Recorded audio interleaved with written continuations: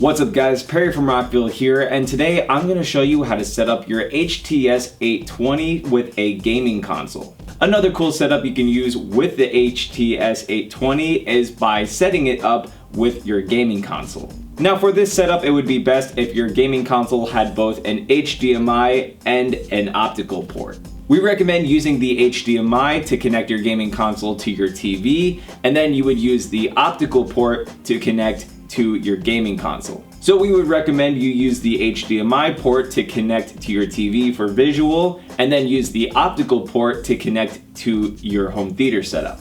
So to connect the gaming console to the home theater setup, you're just gonna take an optical cable, plug one end into the back of your gaming console. On the other end of that cable, it will light up red, letting us know that the signal is coming through. So then you're gonna take that other end and plug it into the optical input on the back of your subwoofer for the home theater setup. After that, you can change the source input on the back of your subwoofer by pressing on the master volume until the front display on your subwoofer reads optical.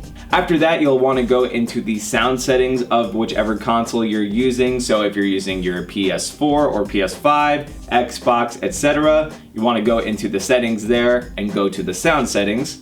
Make sure to switch the audio output to optical, and we also recommend switching the audio format to PCM. After that, everything coming from your console should be coming out of your home theater setup. So hopefully this showed you guys how easy it is to set up your gaming console to your HTS 820. But of course, if you have any questions, comments, or concerns, feel free to reach out to our customer support team through phone or email.